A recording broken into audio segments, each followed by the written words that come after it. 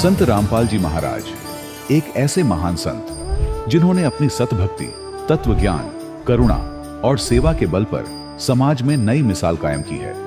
संत रामपाल जी महाराज की अगुवाई में उनके सभी सतलोक आश्रमों से समाज कल्याण के अद्भुत कार्यों ने समाज को सुनहरे भविष्य की एक नई उम्मीद दिखाई है। संत रामपाल जी महाराज से नाम दीक्षा लेने के बाद लाखों लोगों की लाइलाज बीमारियां जैसे कैंसर, एड्स आदि ठीक हुई। संत जी के ज्ञान से प्रेरित होकर उनके अनुयायियों ने लाखों यूनिट रक्तदान किया। संत जी ने लाखों बहन बेटियों का दहेज मुक्त विवाह करवाया।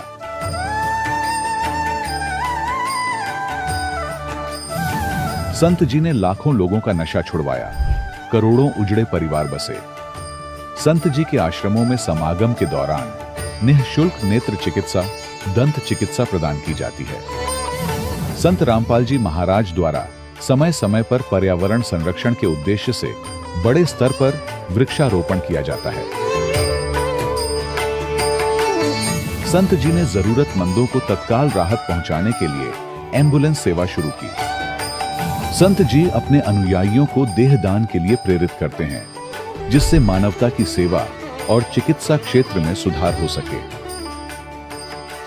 संत रामपाल जी महाराज के सभी आश्रमों में हर रोज निःशुल्क भंडारा आयोजित किया जाता है, जहां हर वर्ग, हर जाति और हर धर्म के लोग एक साथ बैठकर भोजन करते हैं।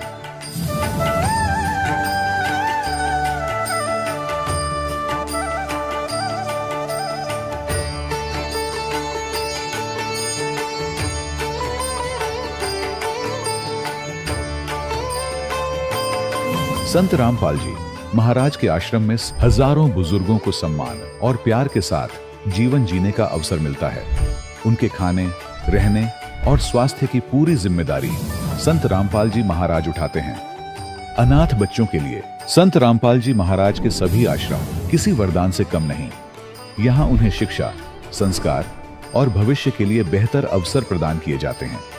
चाहे बाढ़ हो, भूकंप या महामारी, संत रामपाल जी महाराज और उनके अनुयायी हमेशा ही जरूरतमंदों के लिए सबसे आगे खड़े रहते हैं। कोविड महामारी के दौरान संत रामपाल जी महाराज के आश्रमों से करोड़ों लोगों के लिए भोजन, दवाइयां और जीवन रक्षक सामग्रियां उपलब्ध कराई गई। चाहे गरीब की मदद हो या किसी शोषित और पीड़ित वर्ग के हक और सम्मान की लड़ाई, संत रामपाल जी महाराज ने हमेशा ही उनकी दबी आवाज को सरकारों तक पहुंचाया है और उन्हें उचित न्याय दिलवाने में अहम भूमिका अदा की है। समाज में आध्यात्मिक और सामाजिक मूल्यों के प्रति जागरूकता लाने में संत रामपाल जी महाराज हर कदम पर मानवता के सच्चे सेवक साबित हुए हैं। संत रामपाल जी महाराज का जीवन हमें सिखाता है कि सच्ची सेवा वही है जो निस्वार्थ भाव से की जाए।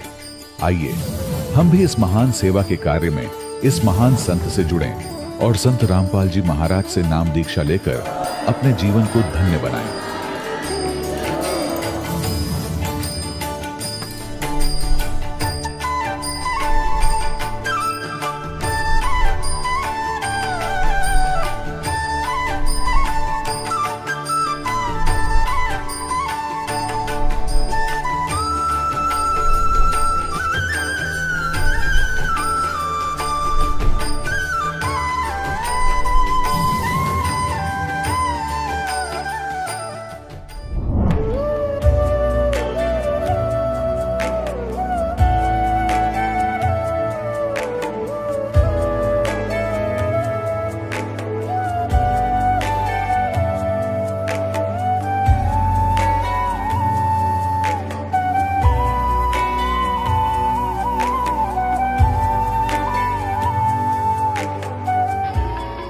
प्रभु राम देव भगवान अल्लाह खुदा ईश आदि नाम एक ही शक्ति।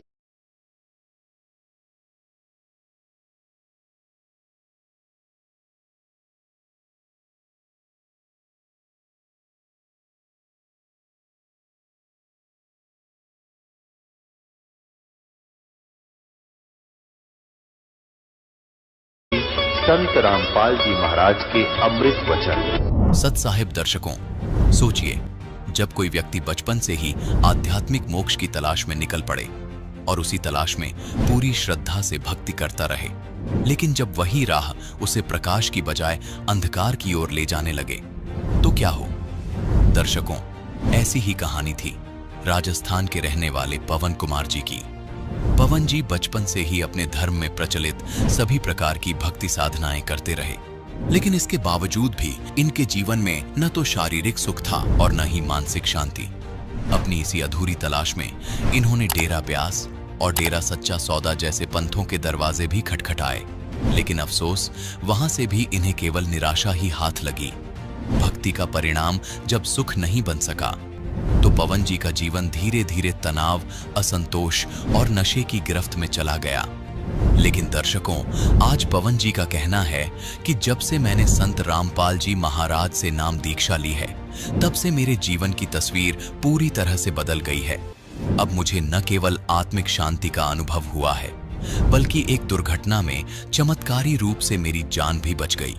मुझे नशे से छुटकारा मिला, मानसिक शांति प्राप्त हुई और सबसे बड़ी बात, मुझे वह पूर्ण परमात्मा मिल गया जिसकी तलाश मैं बचपन से कर रहा था। दर्शकों, आखिर लाखों की संख्या में लोग सभी पंथों को छोड़कर संत रामपाल जी महाराज की शरण में क्यों आ रहे हैं? आखिर इसके पीछे की सच्चाई क्या है? आइए सुनते हैं पवन कुमार जी की कहानी, उन्हीं की जुबानी। सर नमस्कार। नमस्कार जी। सर क्या नाम है आपका? जी मेरा नाम पवन कुमार है, मैं बीकानेर राजस्थान से हूँ। सर संत रामपाल जी महाराज जी की शरण में आने से पहले क्या भक्ति साधना करते थे? जी मैं जब छोटा था ना, 5 साल का, तब से मुझे याद है भी हमारे परिवार वाले जैसे मम्मी पापा हैं, दादा दादी, नाना नानी, बुआ फूफा जी, मौसा मौसी जी, जितने भी मतलब नाते रिश्तेदार जितने भी हैं, सारे के सारे डेरा ब्यास और जो राधा स्वामी पंथ है वहाँ से जुड़े हुए हैं। तो वहाँ मैं ब्यास जाया करता था पहले। तो वहाँ पे मतलब 15-15 दिन वहाँ पे सेवा करने जाते थे और पूरा परिवार ही वहाँ, मतलब सारे लोग रिश्तेदार सब उन साथ लेके जाते थे। तो वहाँ से जुड़े हुए थे पहले। तो उसके बाद मैंने सन 2000 में, यानी कि 25 जनवरी का भंडारा लगता है ये डेरा सच्चा सौदा सिरसा में, संत गुरमीत राम रहीम सिंह वाला। तो वहाँ से मैंने 25 जनवरी 2000 में नाम उपदेश लिया था। सर आपने राधा स्वामी डेरा ब्यास सच्चा सौदा सिरसा से आपने नाम दीक्षा ली। सर वहाँ पे जो आप भक्ति साधना करते थे, वो साधनाएं करने से आपको क्या लाभ हुआ? जी लाभ तो कुछ नहीं मिला। मेरी दादी जी जो थी उनके 20 सालों से शुगर थी, तो वो अंत में वहाँ से उनका नाम लिया हुआ था। ये जो वहाँ पहले जो गुरु थे ना, चरण सिंह जी महाराज, ये अब जो गुरु हैं उनसे पहले, तो 1983-84 में उन्होंने नाम लिया था वहाँ से। लेकिन वो अंत में मैंने देखा है जब 2004 में 5 की बात है, सॉरी, वो मतलब तड़प तड़प के मरी हैं। मैंने अपनी आंखों से देखा तो मुझे कुछ लाभ न के बराबर, मतलब वहाँ कुछ ऐसा खास कुछ नहीं है परेशानी के अलावा। इतनी भक्ति करी, मैंने देखा रिश्तेदार सारे परेशानी में ही हैं, कोई इतना खास मतलब वो मुझे नहीं लगा ऐसा। तो फिर सर आप संत रामपाल जी महाराज जी की शरण में कैसे आए? वो क्या हुआ कि 2011 सितंबर की बात है, जब भी मैं अपने गांव जाता, वैसे मैं बीकानेर रहता हूँ, तो बीकानेर से जब भी मैं अपने गांव जाता था वहाँ पे, तो मैं मेरे दोस्त के घर जरूर जाता था। मेरे दोस्त है जो वो सुभाष है उसका नाम, वो और उसके परिवार वाले सारे ही डेरा सच्चा सौदा सिरसा से जुड़े हुए थे। तो मैं भी वहाँ जुड़ा हुआ था, यानी कि 12 साल तक मैं वहाँ गया था। तो हम साथ ही बचपन से साथ ही रहते थे। तो वैसे मैं मिलने गया तो उनके घर पे मंदिर छोड़ सतगुरु रामपाल जी महाराज जी का वहाँ स्वरूप लगा हुआ था, मतलब फ़ोटो लगा हुआ था। तो मैंने कहा ये किन की फ़ोटो है? तो वो बोला ये मेरे गुरुजी हैं। तो मैंने कहा अपने गुरुजी तो वो सिरसा वाले हैं, गुरमीत राम रहीम सिंह जी। बोला नहीं, मैंने तो इनसे नाम उपदेश ले लिया। मैंने कहा कब लिया है? तो बोला अभी साल भर हो गया मेरे को। तो मैंने कहा मेरे को नहीं बताया, मैं तो खुद खोज में हूँ, ऐसी कोई भक्ति मिले मेरे को। तो फिर वहाँ ज्ञानगंगा पुस्तक वहाँ मैंने देखी। फिर ज्ञानगंगा पुस्तक पढ़ने के बाद फिर मैंने ये निश्चय किया पक्का कि मैं परमात्मा, पूर्ण परमात्मा ये तो कबीर साहब, इससे पहले मैंने कभी सुना नहीं था। और फिर मैंने इतनी तड़फ हुई मेरे को कि अब तो मुझे जाना ही पड़ेगा यहाँ सतलोक आश्रम। तो मैं इतना रोया करता था रात को। हमारे घर राधा स्वामी व्यास डेरा की इतनी पुस्तकें पढ़ी थी, उसमें गुरु ग्रंथ साहिब का काफ़ी कुछ दिया हुआ है। तो मैं रात को 12 बजे उठ के वो पढ़ा करता था। तो मतलब इतनी तड़फ हुई परमात्मा के प्रति, आखिर में फिर 18 फरवरी 2012 को मैंने बंदी छोड़ सतगुरु रामपाल जी महाराज जी से नाम उपदेश लिया और अपना कल्याण करवाया। सर, संत रामपाल जी महाराज जी की शरण में आने के बाद आपको क्या लाभ हुए? लाभ की तो कोई गिनती नहीं है अगर गिनाएं तो, लेकिन मैं यही कहूँगा कि मुझे बचपन से ही पूर्ण परमात्मा की खोज थी और वो खोज बंदी छोड़ सतगुरु रामपाल जी महाराज जी से नाम उपदेश लेने के बाद ये खोज पूरी हुई है। तो लाभ, एक बार मैं उपदेश लेने के बाद 3 महीने के बाद की बात है, फर्स्ट मंत्र मैंने लिया था उसमें, तो जून की बात है ये। तो जून में एक दिन मेरे को ऐसे मैं मंत्र कर रहा था, जाप कर रहा था परमात्मा का, बंदी छोड़ सतगुरु रामपाल जी महाराज जी ने जो मुझे मंत्र दिया है उसका। तो दोपहर का टाइम था, 1-1:30 बजे का। तो मैं जाप कर रहा था। जाप करते करते मैं क्या देख रहा हूँ कि मैं मार्केट जाना था उस दिन मुझे कोई काम से। तो एक ट्रक आ रहा है बड़ा, 12-14 चक्कर वाला। तो ट्रक आ रहा है, तो एक हमारे वहाँ एक प्राइवेट बस स्टैंड है बीकानेर में, गंगानगर रोड पे। तो उसके पास मैं देख रहा हूँ कि वहाँ के जाते ही मैं ऑटो में बैठ के गया घर से, वहाँ से 8 किलोमीटर है वो जो प्राइवेट बस स्टैंड है। वहाँ जाते ही पीछे से ट्रक आ रहा है और वो मुझे, मतलब मेरा एक्सीडेंट हो गया और मैं ख़त्म हो गया। और इस तरह का मैं सीन देख रहा हूँ। उसके बाद मुझे नींद आ गई, ये हकीकत बता रहा हूँ मैं, सत्य कर मानना। उसके बाद फिर मैं, वही बात हुई, मैं उठा 3 बजे के लगभग, उठ के स्नान किया मैंने, नहा के फिर ऑटो में बैठ के गया। उसी जगह जाते ही वो एक्सीडेंट हो गया। ऑटो में बैठा हूँ और भी सवारियाँ 3-4। उसके बाद में मतलब पीछे से वो ट्रेलर आ जाता है और वो टक्कर मार के ट्रेलर आगे निकल जाता है ट्रक, और फिर वो टैक्सी वहाँ घूमने लग जाती है ऐसे। 3 चक्कर लगाए उसने टैक्सी ने, और मैं नीचे गिर गया ऐसे। तो मैं भी ऐसे साथ साथ घसीटने लग गया। तो उसके बाद फिर मतलब उठा मैं, तो मेरे साथ में और थे, किसी की उंगली कट गई, किसी के मतलब कुछ हुआ, किसी के कान लगी। तो परमात्मा बंदी छोड़ सतगुरु रामपाल जी महाराज जी की दया से इस दास के खरोंच भी नहीं आई, थोड़ी बहुत मतलब ऐसे जरीट सी लगी थी और कुछ नहीं हुआ। और सबसे बड़ा लाभ तो ये है कि पूर्ण परमात्मा की जो खोज थी वो पूरी हो गई और खुद परमात्मा आए हुए हैं और वो मिल गई है। इससे बड़ा लाभ क्या बताऊँ मैं। सर, राजस्थान में और भी बहुत सारे धर्मगुरु हैं, जैसा कि सुना है राजस्थान में रामदेव जी की बहुत ज़्यादा मान्यता है। राजस्थान में इतने सारे धर्मगुरु होने के बावजूद भी आप संत रामपाल जी महाराज जी से ही क्यों जुड़े? देखिए, संत रामपाल जी महाराज जी ने वो ज्ञान, उनके पास वो ज्ञान है जो शास्त्र में प्रमाणित करता है, शास्त्र प्रमाणित है। तो इससे पहले किसी ने आज तक बताया ही नहीं, किसी संत ने नहीं बताया, किसी मतलब आम किसी को मालूम ही नहीं होगा, बताएगा कैसे कोई। तो संत रामपाल जी हैं, यानी कि खुद परमात्मा ही वो ज्ञान आके बताता है और संत रूप में आके बताता है। अब परमात्मा कोई अलग से सींग पूंछ लगा के तो आएगा नहीं। तो परमात्मा ने वो ज्ञान बताया, उन्होंने खुद वो शास्त्र दिखाए, फिर प्रमाण बताया शास्त्रों में, फिर वो हमने प्रमाणित किया। तो ये प्रमाणित ज्ञान देखा, फिर आने गया और फिर मालिक ने अपने आप शरण में ले लिया। सर, भगत समाज को क्या संदेश देना चाहेंगे?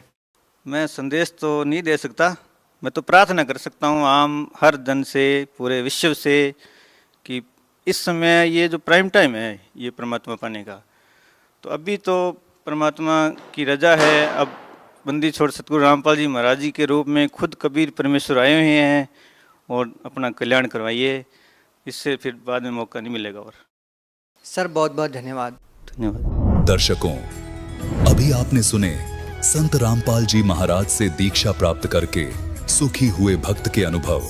अब देखिए जगत गुरु तत्वदर्शी संत रामपाल जी महाराज के मंगल प्रवचन।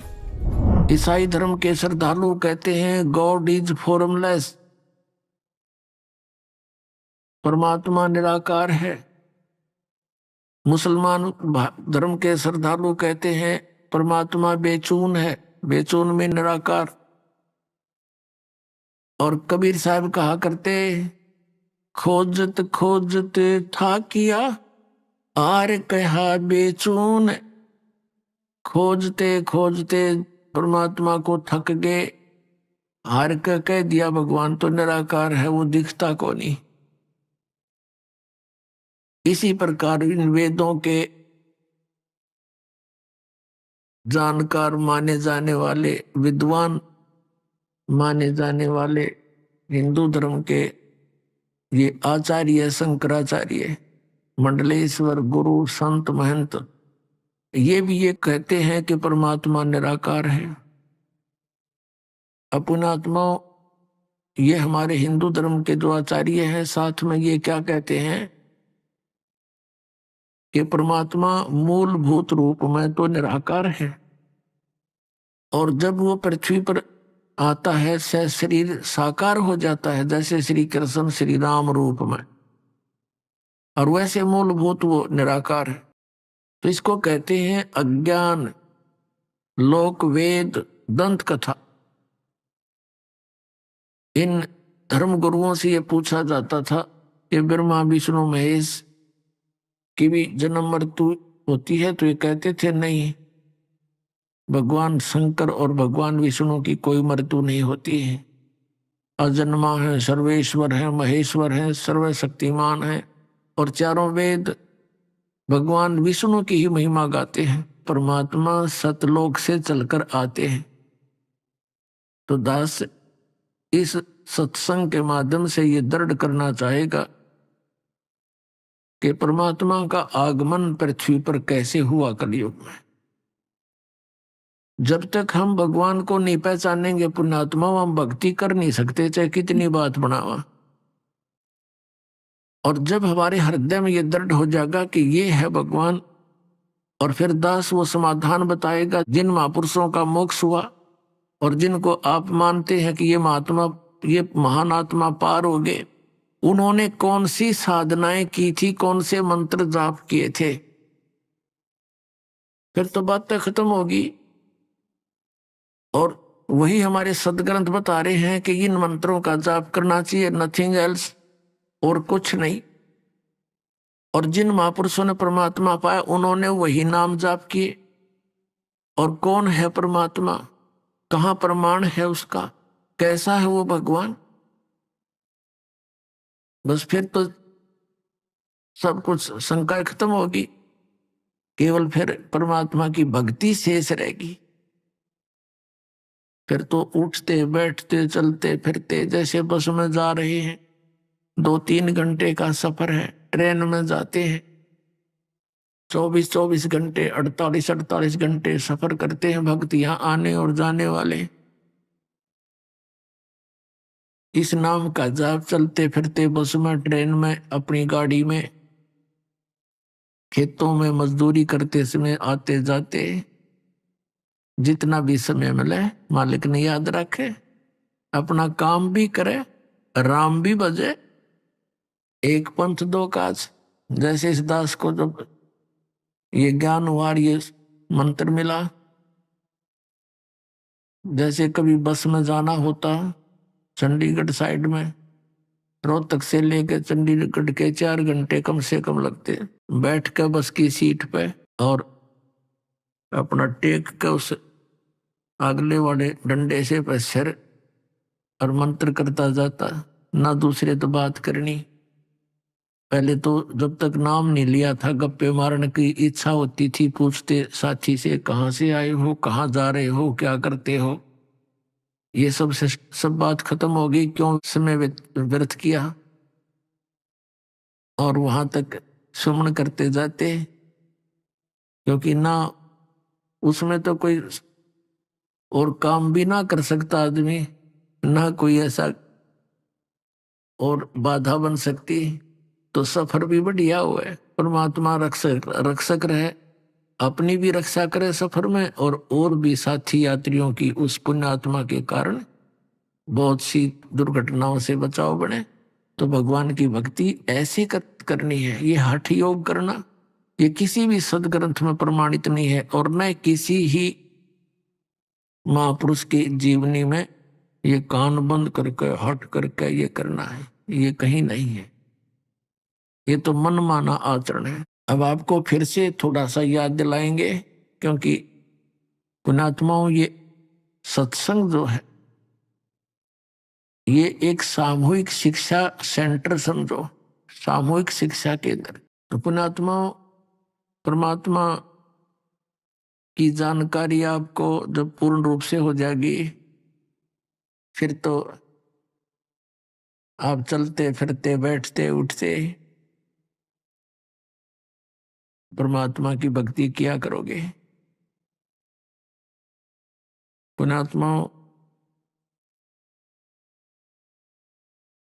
परमेश्वर ने आके हमें ये ज्ञान दिया, अद्भुत ज्ञान दिया,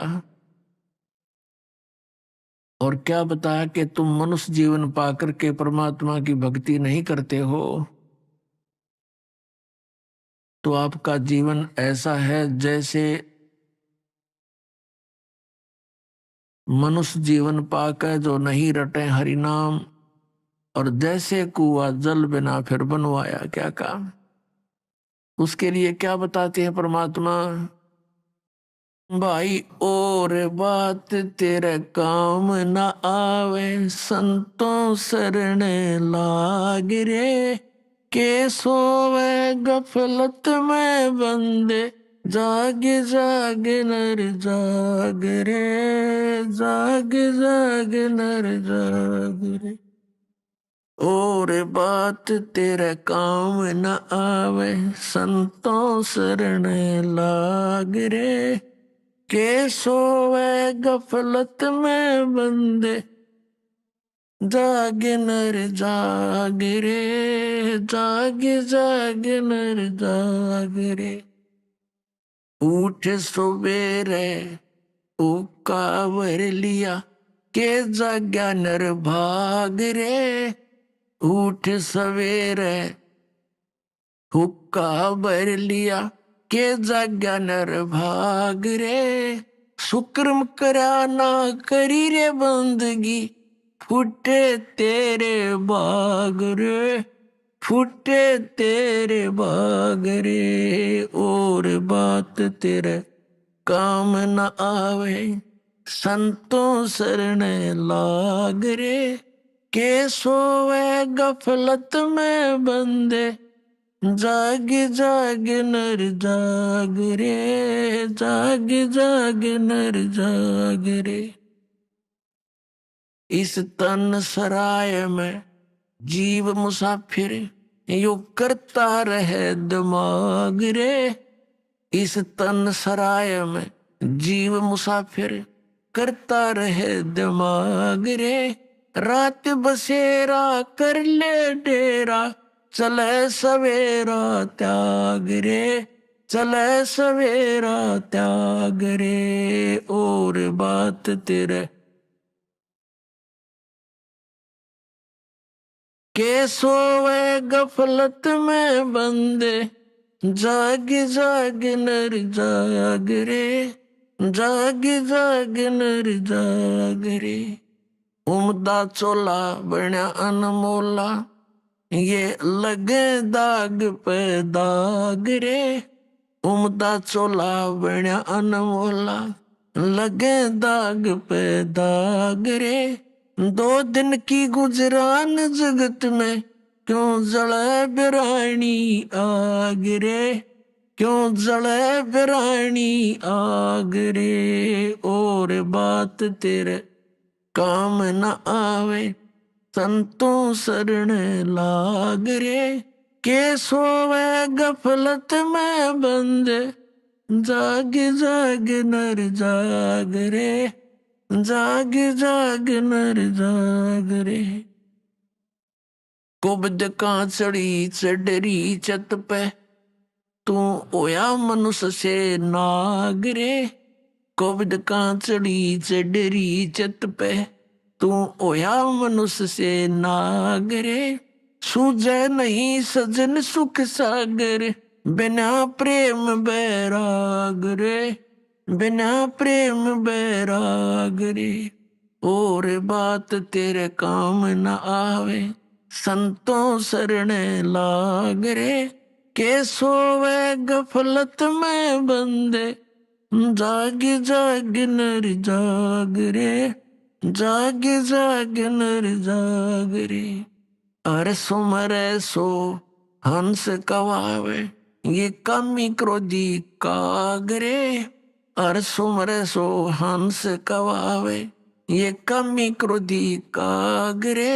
भोरा न भर में विष के बन में, चल बेगमपुर बाग रे, चल बेगमपुर बाग रे, और बात तेरे काम न आवे, संतों शरण लाग रे, के सोवे गफलत में बंदे, जाग जाग नर जाग रे, जाग जाग नर जाग रे। शब्द सैन सतगुरु की पेछाणी, पाया अटल सुहाग रे, शब्द सैन सतगुरु की पेछाणी, पाया अटल सुहाग रे, नितानंद महबूब गुमनी, प्रगट पूर्ण बाग रे, प्रगट पूर्ण बाग रे, और बात तेरा काम न आवे, संतों शरण लाग रे, के सोवे गफलत में बंदे, जाग जाग नर जाग रे, जाग जाग। अब परमात्मा ने हमें क्या याद दिलाया है? मन नेकी कर ले, 2 दिन का मेहमान, मन नेकी कर ले, 2 दिन का मेहमान, मन नेकी कर ले, 2 दिन का मेहमान। जोरू लड़का कुटुम कबीला, 2 दिन का तन मन का मेला, जोरू लड़का कुटुम कबीला, 2 दिन का तन मन का मेला, अंत समय उठ चले अकेला, ये तज माया मंडान, मन नेकी कर ले, 2 दिन का मेहमान, मन नेकी कर ले, 2 दिन का मेहमान। कहाँ से आया कहाँ जाएगा, तन छूटे तब कहाँ समावेगा, कहाँ से आया कहाँ जावेगा, तन छूटे तब कहाँ समावेगा, आखिर तुझको कौन कहेगा, गुरु बिन आत्म ज्ञान, मन नेकी कर ले, 2 दिन का मेहमान, मन नेकी कर ले, 2 दिन का मेहमान। कौन तुम्हारा सच्चा साईं, झूठी है ये सकल सगाई। परमात्मा कहते हैं ये नाते रिश्ते ये बिल्कुल अस्थायी हैं, मृत्यु होने के उपरांत ना ये आपके ना आप इनके।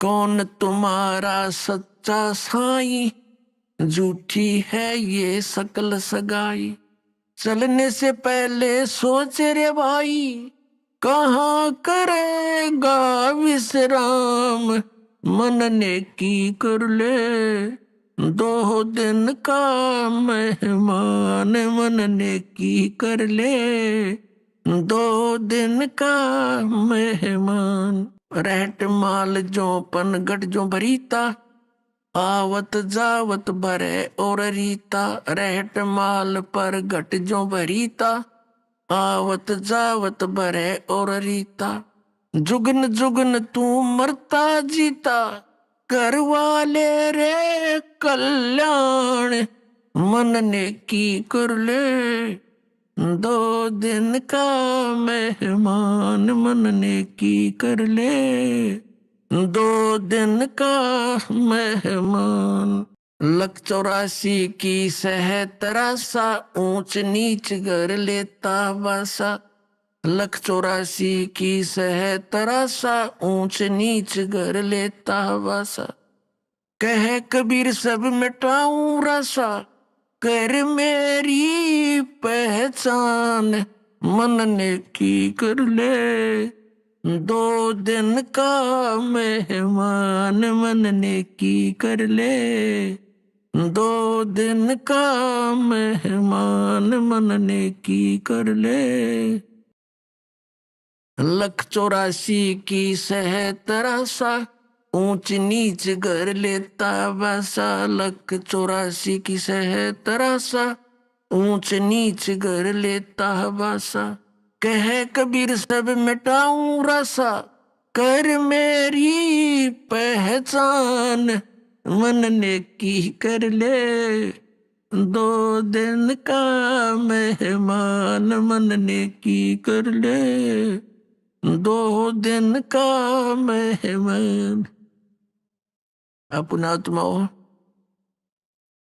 परमात्मा हमारे लिए कितने तड़फ रहे हैं, किस किस प्रकार से हमें चेतावनी दे रहे हैं। अब परमात्मा कहते हैं, जब कोई व्यक्ति घर से चलता है यात्रा के लिए, तो सबसे पहले ये सोचकर चलता है कि कल मेरा रात्रि में विश्राम कहाँ करूँगा।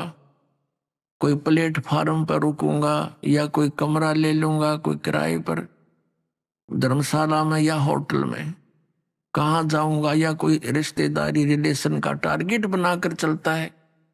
परमात्मा कहते हैं, जब तू संसार छोड़कर जाता है, इसकी इतना आपको कभी चिंता ही नहीं बिल्कुल भी, कि यहाँ से जाने के बाद तेरा ठिकाना कहाँ होगा। कम से कम चलने से पहले वो ठिकाना तो बना ले अपना। तो क्या बताते हैं, कहाँ से आया तू कहाँ जाएगा, और ये शरीर छूट जाएगा तब तू कहाँ समाएगा। आखिर तुझको कौन कहेगा, गुरु बिन आत्म ज्ञान। मन ने की कर ले, 2 दिन का मेहमान। मन ने की कर ले, 2 दिन का मेहमान। अपने आत्माओं, हमारे कितने अच्छे भाई हैं, बहन हैं, कोई नाती रिश्तेदार हैं या कोई मित्र है, तो हमें संसारिक क्रियाओं का ही ज्ञान दे सकते हैं, इस माया के जोड़न की ट्रेनिंग ही दे सकते हैं। लेकिन परमात्मा कहते हैं, आखिर तुझको कौन कहेगा, गुरु बिन आत्म ज्ञान। कि गुरु के बिना तुझे कौन बताओगा तू कौन है, कहाँ से आया था, और इस झंझट से तेरा छुटकारा कैसे होगा। फिर क्या बताते हैं कि लख 84 की सह तरासा, और ऊंच नीच घर लेता बासा। आज कोई ब्राह्मण कुल में जन्म है, अगले जन्म में वो मनमाने किसी वाल्मीकि के घर जन्म ले ले। आज कोई हिंदू है, अगले जन्म में मुसलमान के घर जन्म हो जा। आज हम ब्राह्मण बनकर न सोचे हमारे से ऊंचा कोई नहीं, अगले जन्म में वही प्राणी मनमाने पशु योनि में घूम रहा हो। तो यहाँ परमात्मा कहते हैं कि कह कबीर सब मिटाऊं रासा, यानी तेरा सब झंझट समाप्त कर दूंगा, तो कर मेरी पहचान। केवल मुझे पहचान ले कि हु इज गॉड। अब परमात्मा ने क्या बताया है, नाम सुमर ले सुकर्म कर ले, कौन जाने कल की खबर नहीं पल की। नाम सुमर ले सुकर्म कर ले, कौन जाने कल की खबर नहीं पल की। कोडी कोडी माया जोड़ी, और बात करे छल की। कोडी कोडी माया जोड़ी, बात करे छल की। पाप पुण्य की या बंधी पोटरिया, कैसे हो हल्की। पाप पुण्य की या बांधली पोटरिया, कैसे हो हल्की।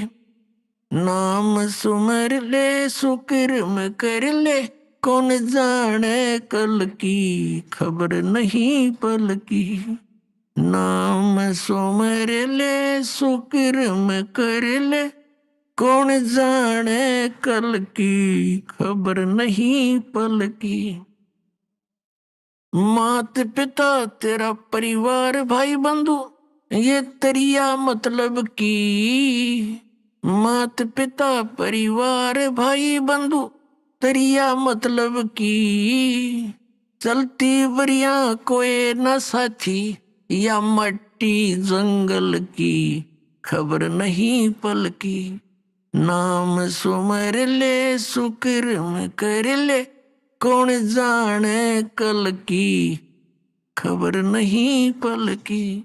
नाम सुमर ले सुकर्म कर ले, कौन जाने कल की खबर नहीं पल की। तारों बीच चंद्रमा जो झलके, तेरी महिमा झला झलकी।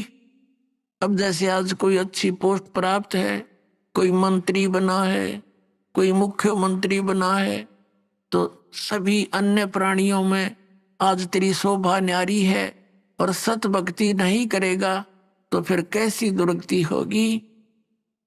तारों बीच चंद्रमा जो झलके, तेरी महिमा झला झलकी। बने कुकरा बेस्टा खावे, अब बात करे बल की खबर नहीं पल की। नाम सुमर ले सुकर्म कर ले, कौन जाने कल की खबर नहीं पल की। नाम सुमर ले।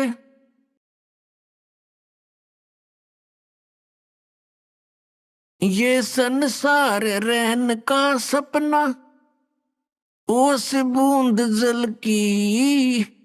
ये संसार रहन का सपना, ओस बूंद जल की। सतनाम बिन सब साधना, जैसे गारा दल दल की खबर नहीं पल की। नाम सुमर ले सुकर्म कर ले, कौन जाने कल की खबर नहीं पल की। नाम सुमर ले। अंत समय जब चले अकेला, आंसू ने ढल की। अंत समय जब चले अकेला, तेरे आंसू ने झलकी। कहे कबीर शरण गए मेरी, कहे कबीर शरण गए मेरी। हो रक्षा जल थल की खबर नहीं पल की। नाम सुमर ले सुकर्म कर ले, कौन जाने कल की खबर नहीं पल की। अपनात्माओं, परमात्मा ने फाइनल फैसला कर दिया है कि सतनाम बिन सब है साधना, जैसे गारा दलदल की है। अब दलदल के अंदर आदमी चलता है, ये कदम उठाता है, दूसरा गारा में दस जाता है, यानी वहीं खड़ा खड़ा चल रहा होता है, आगे नहीं बढ़ पा रहा। तो जितनी भी साधनाएं सतनाम के अतिरिक्त हम अन्य मंत्रों का जाप करते हैं या अन्य कोई साधना करते हैं, वो हमारी साधना गारा दलदल की। और आज यहाँ देखो काल का कैसा जाल है। आज सबके पास मान लीजिए बच्चे हैं, संतान संपत्ति है, अच्छी सुविधाएं हैं, और हम ये सोच रहे हैं बस बहुत ठीक ठाक ठीक काम चल रहा है, और एक समय 1 मिनट में मृत्यु हो जा, या हमारे याद को ना याद है तो सरसरी तौर पर है। और जिस दिन यह बात हृदय में जम जाएगी कि ना मेरा कब यहां से कूच करना पड़ेगा, ये ठिकाना अपना है नहीं। जब तक हम यहाँ हैं वो अलग बात है कि हम एक शिष्टाचार से रहें, क्योंकि हम भक्त हैं, इंसान हैं, आपस में प्यार से रहें, लेकिन जाने के समय की बात को याद रखें। अब क्या बताते हैं परमात्मा के अंत समय जब चले अकेला, तेरे आंसू ने ढलकी, तेरी आंखों में आंसू आओगे कि कहाँ जाऊंगा, कहाँ ठिकाना होगा। तो परमात्मा कहते हैं कह कबीर शरण गए मेरी, तेरी हो रक्षा जल थल की। मेरी शरण में आ, तेरी सारे रक्षा करूंगा। जब यहां से चलेगा संसार छोड़कर आगे खड़ा पाओगा परमात्मा हमारे, और कहेगा बेटा चल चलेंगे, जहाज में बैठा के ले जाएगा। कहते हैं आए हैं सो जाएंगे ये राजा रंक फकीरे, एक सिंहासन चढ़ के जा एक बांधे जात जंजीरे। परमात्मा कबीर साहब कहते हैं इस भरे पूरे परिवार को जब तू छोड़ कर चलेगी आत्मा, डकरा डकरा कर टक्कर मारेगी जब सत भक्ति नहीं करी तै। परमात्मा कहते हैं हिड़की दे दे रोएगी सुरता जब तू चलेगी अकेली, सब यहीं रह जाएंगे, तेरा जोड़ा जाड़ा सब साजबाज खत्म और तेरी खबर लेंगे वहां यम के दूत। तो परमात्मा की शरण में आने से हमें ये राहत मिलती है। आपने इस परमात्मा की वाणी में सुना, कहे कबीर सब मिटा दूं रासा तो कर मेरी पहचान। हम परमात्मा की पहचान नहीं कर पा रहे और हमने परमात्मा की पहचान करनी पड़ेगी। तो पुण्यात्मा, हम जिन भगवानों की भक्ति किया करते थे वो कंप्लीट गॉड नहीं थे, वो पूर्ण परमात्मा नहीं थे, वो तो अक्षेत्रीय भगवान थे, मालिक थे। जैसे पहले हमने राम की डेफिनेशन समझनी पड़ेगी, परिभाषा, भगवान की परिभाषा क्या है, परमात्मा की, राम की, प्रभु की, स्वामी की। एक सीधा सा उदाहरण लेते हैं, जैसे राम कहो, साहेब कहो, गॉड कहो, अल्लाह कहो, ये सभी उस परमात्मा के उपमात्मक शब्द हैं। अब जैसे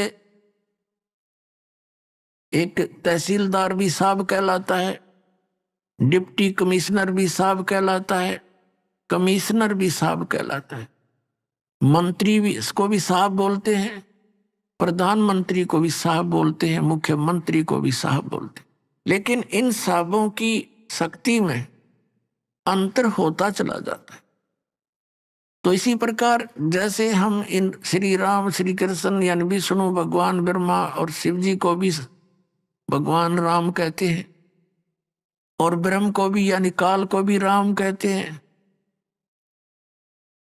तो ये अपने अपने सतर के राम हैं। जैसे श्री ब्रह्मा जी रजगुण विभाग के मंत्री, श्री विष्णु जी सतोगुण विभाग के मंत्री और श्री शंकर जी तमोगुण विभाग के मालिक, प्रभु, स्वामी, मंत्री। अब जैसे एक प्रांत के अंदर एक मुख्यमंत्री होता है, उसके सहयोगी अन्य मंत्री होते हैं, ऐसे ही ये काल भगवान तो एक ब्रह्मांड में मुख्यमंत्री का रोल कर रहा है और इसके तीनों पुत्र ये एक एक विभाग के मंत्री हैं और इनकी प्रभुता केवल पृथ्वी लोक, स्वर्गलोक और पाताल लोक के प्राणियों के ऊपर है। और इनका काम क्या है, इनका विभाग क्या है? रजोगुण विभाग। श्री ब्रह्मा जी के रजोगुण के कारण हम सभी प्राणी संतान उत्पत्ति करते हैं। श्री ब्रह्मा जी के शरीर में ऐसी रेंज निकलती हैं कि ऐसी रेज निकलती हैं, किरणें निकलती हैं सूक्ष्म, वो हम सभी प्राणियों को, जहां तक इसकी रेंज है तीनों लोकों में, पृथ्वी लोक, स्वर्गलोक और पाताल लोक, इन सभी प्राणियों को प्रभावित करती है। कैसे प्रभावित करती है? ये वैसे तो मूल रूप में अपने वहां राजधानी में रहते हैं, अपने लोकों में रहते हैं और इनके शरीर से निकल रही ये किरणें, ये तरंग, ये रेज हमें प्रभावित करती हैं। जैसे एक मकान में रसोई होती है, 3 कक्ष है, 3-4 कक्ष है, तो रसोई के अंदर छौंक लगा मिर्चों का, उस छौंक की जो निर्गुण रेज गई कहाँ, निराकार रूप में, सूक्ष्म रूप में रेज कहाँ पहुंच गई? दूसरे कमरे में बैठे हुए अन्य व्यक्तियों को भी छींके आने लग गई। तो उससे क्या हुआ कि मूल वस्तु रसोई में उससे निकल रही रेज ने कहाँ जा करके प्रभाव डाला, तो छींके ना आवे, जीव के बस की नहीं, उसका असर ऐसा हुआ, प्रभाव ऐसा हुआ कि छींके आएंगी ही आएंगी। ऐसे ही ब्रह्मा जी से निकल रही रेज के कारण चींटी से लेकर हाथी, रंग से लेकर राजा स्वाभाविक प्रभावित है। सभी प्राणी संतानों उत्पत्ति करते हैं, जीव के बस की बात नहीं। अभी आपने सुने संत रामपाल जी महाराज के मंगल प्रवचन आइए अब सुनते हैं संत रामपाल जी महाराज से नाम दीक्षा लेकर सतभक्ति करके अद्भुत लाभ प्राप्त करने वाले अनुयायी के विचार। दर्शकों, जब कोई मनुष्य अपने जीवन में सच्चे सुख और मानसिक शांति की तलाश में हर धार्मिक क्रिया और भक्ति विधि को अपनाता है, लेकिन जब तमाम प्रयासों के बावजूद भी उसे न तो सुख की अनुभूति होती है और न ही मन को शांति मिलती है, तो वह धीरे धीरे अंदर से टूटने लगता है। और एक समय ऐसा आता है जब वह आस्था की डोर छोड़कर नास्तिक बन जाता है। दर्शकों, कुछ ऐसी ही कहानी थी उत्तराखंड के रहने वाले मनोज जी की। मनोज जी ने अपने जीवन में पूरी श्रद्धा से सभी देवी देवताओं की भक्ति की, लेकिन इसके बावजूद भी न तो इन्हें शारीरिक सुख प्राप्त हुआ और न ही मानसिक शांति मिली। शांति तो छोड़ो, इनके पूरे परिवार की धीरे धीरे आस्था टूटने लगी और इनका पूरा परिवार नास्तिकता की ओर बढ़ने लगा। लेकिन दर्शकों, आज मनोज जी का कहना है कि जब से मैं और मेरा परिवार संत रामपाल जी महाराज की शरण में आए हैं, तब से हमारी जिंदगी पूर्णतः बदल गई है। तो दर्शकों, आखिर संत रामपाल जी महाराज की भक्ति में ऐसा क्या है जो लाखों लोग अपनी भक्ति साधना को छोड़कर संत रामपाल जी महाराज द्वारा बताई गई भक्ति को अपना रहे हैं? आखिर इसके पीछे की सच्चाई क्या है? आइए सुनते हैं मनोज जी की कहानी उन्हीं की जुबानी। नमस्कार सर। नमस्कार सर। सर, क्या नाम है आपका? जी, मेरा नाम मनोज दास है। मनोज दास जी कहाँ से आए हैं? जी, मैं टनकपुर, जिला चंपावत, उत्तराखंड से। सर, संत रामपाल जी महाराज की शरण में आने से पहले आप क्या भक्ति साधनाएं करते थे? जी, मैं मूल रूप से तो शंकर जी के उपासक था। उसके बाद जो है फिर देखा देखी पूजा पाठ करते थे। जैसे भी जो समय आता था उस हिसाब से हम वो पूजा कर लेते थे। कोई भी तीज त्यौहार नहीं छोड़ते थे, सारे में शरीक होते थे। सर, इतने सालों से जो भी साधनाएं आप करते आ रहे थे, उनको करने से क्या विशेष लाभ मिला आपको? जी, लाभ तो क्या, हमारा पूरा परिवार नाश हो गया एकदम, बिल्कुल जो है कोई मतलब किसी लायक भी नहीं है हम। मेरे भाई और जो है मेरे पिताजी, ये सब जो है बिल्कुल मतलब जो है पूजा तो करते हैं देवी देवताओं की, लेकिन जो है बिल्कुल नास्तिक रूप से ही हैं। जी, आध्यात्मिक ज्ञान का तो हमारे कुछ पता ही नहीं है मतलब। सर, फिर आप संत रामपाल जी महाराज की शरण में कैसे आए? जी, क्या हुआ कि मैं टनकपुर आया आज से 5-6 साल पहले, और मैं इससे पहले जो है जींद में रहता था। वहाँ से फिर मैं टनकपुर आया। टनकपुर जो है फिर यहाँ पे रहते रहते कि कुछ लोगों से जान पहचान हुई। उसमें जो है एक जो है हमारे जो है साथ वाले हैं, तो यहाँ के बासिंदे थे, तो उनके जरिए जो है मेरे को काम धाम मिलता रहा, मैं काम धाम करता रहा, जान पहचान बढ़ती रही। तो एक दिन जो है उनके घर आके मैं टीवी देख रहा था।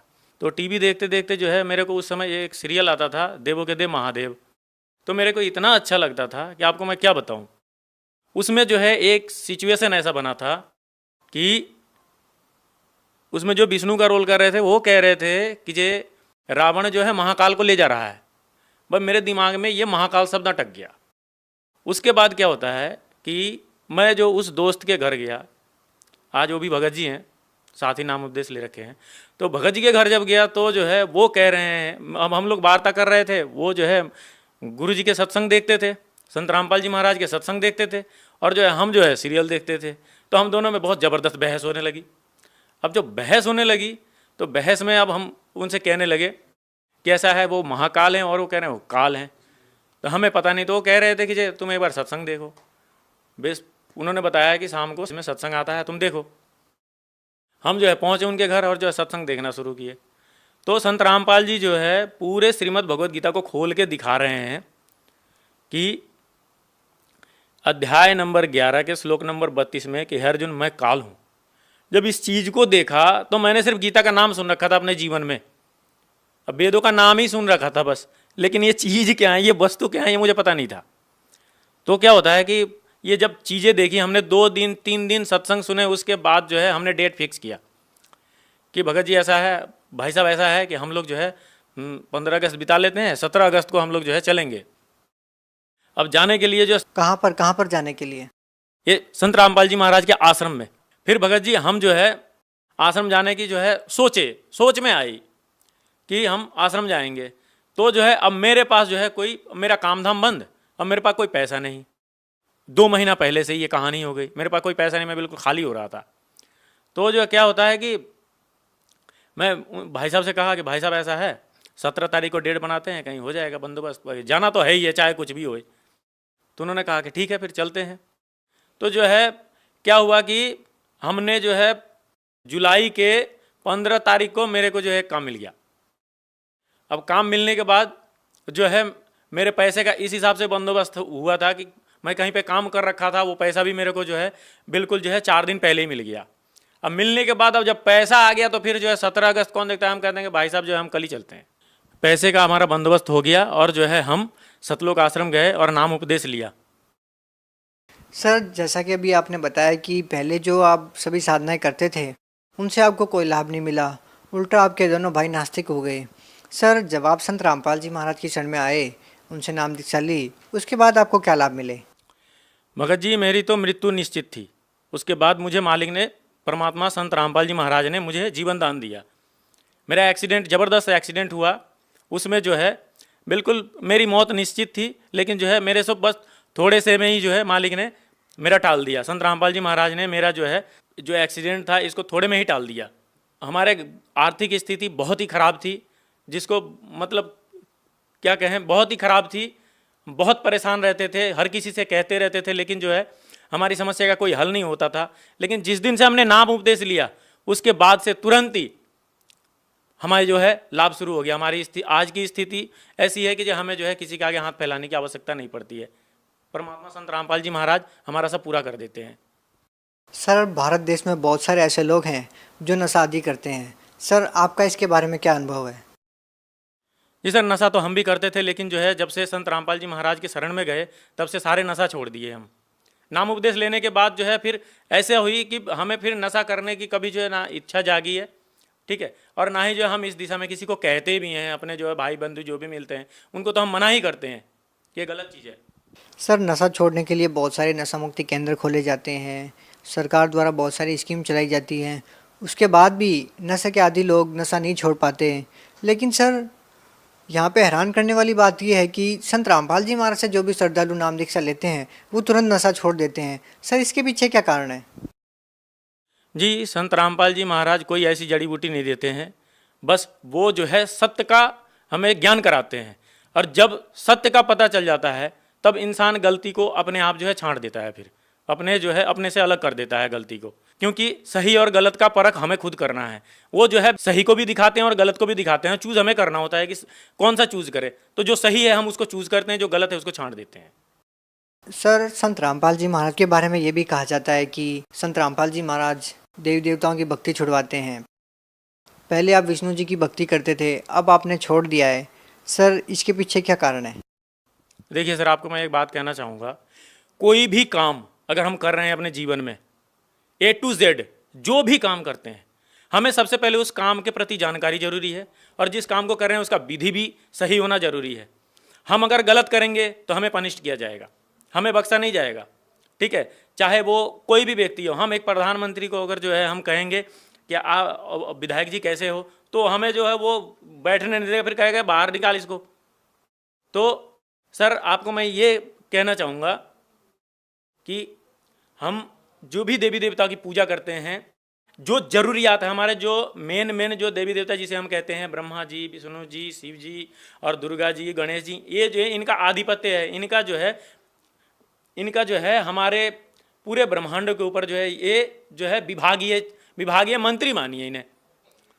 इन विभागों में ही जो है हमें इनसे जो है लाभ लेना है, लेकिन इनका विधि हमें जानकारी नहीं है, ना ही समाज के उन धर्म गुरुओं को पता है कि इनका पूजा करने की विधि क्या है। बस हम जो है गणेश जी को देखे गणपति बाबा मोरिया कर दिए, शंकर जी को देखे ओम नमः शिवाय, दुर्गा जी को बोले जय माता दी। ऐसे करने से कुछ नहीं हासिल होने वाला है। इनका विधिवत मंत्र है, और वो मंत्र शास्त्र के अनुसार सिर्फ संत रामपाल जी महाराज देते हैं।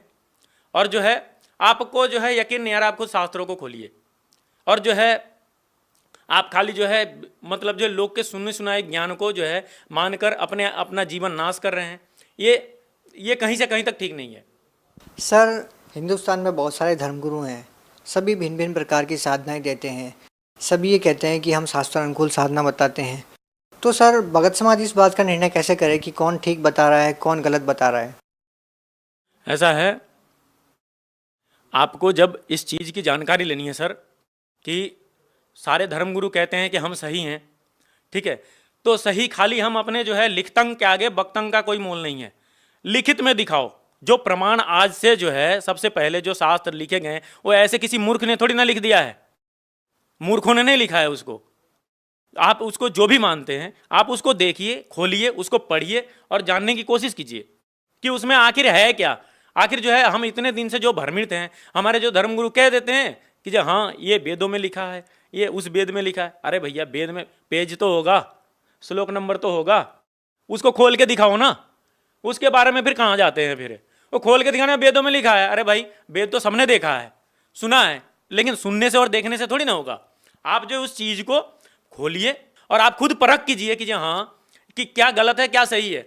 नहीं तो बहुत सारे टीवी चैनलों पे जो दिन भर सत्संग आते रहते हैं, उन सत्संगों में क्या होता है, ढोल ताशा ले लिया और जो बजाने लगते हैं, गाने लगते हैं, हरे कृष्णा हरे रामा सब करने लगते हैं। उससे क्या होना है, उससे जो हमें भक्ति थोड़ी ना मिलती है।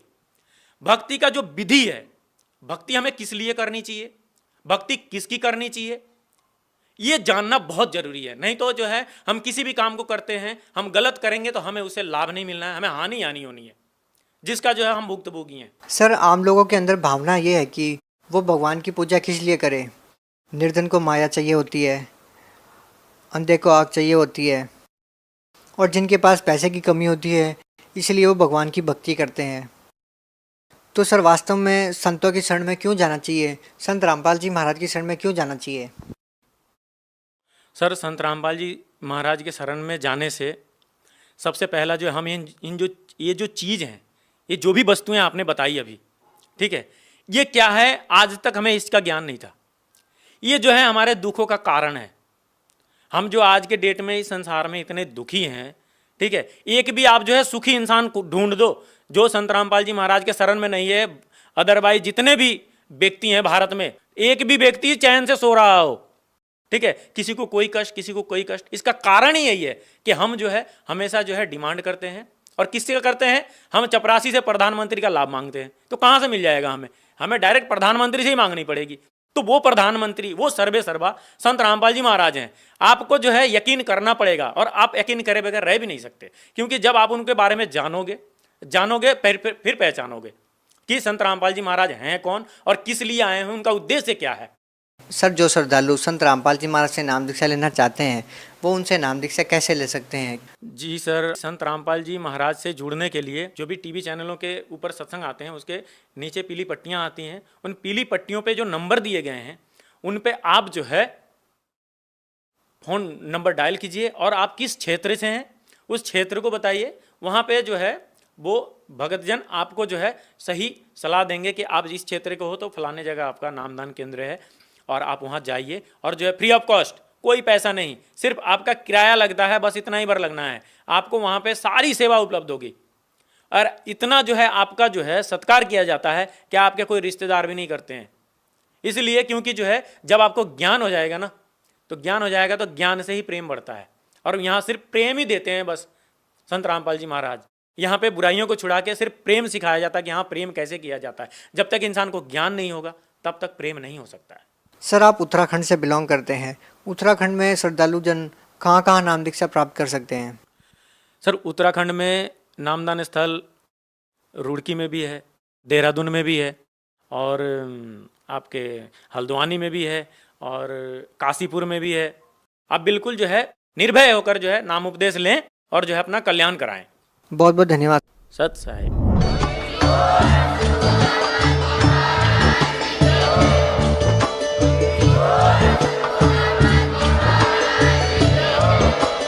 आप सुन रहे थे जगत गुरु तत्वदर्शी संत रामपाल जी महाराज जी के मंगल प्रवचन। अधिक जानकारी के लिए विजिट कीजिए हमारी वेबसाइट www.jagatgururampalji.org। संत रामपाल जी महाराज जी के शुभ आशीर्वाद से पूरे विश्व भर में 500 से भी ज्यादा नाम दीक्षा केंद्र हैं, जिन पर संत रामपाल जी महाराज जी द्वारा ऑनलाइन निशुल्क नाम दीक्षा दी जा रही है। अपने नजदीकी नाम दीक्षा केंद्र का पता करने के लिए संपर्क करें 8222880541।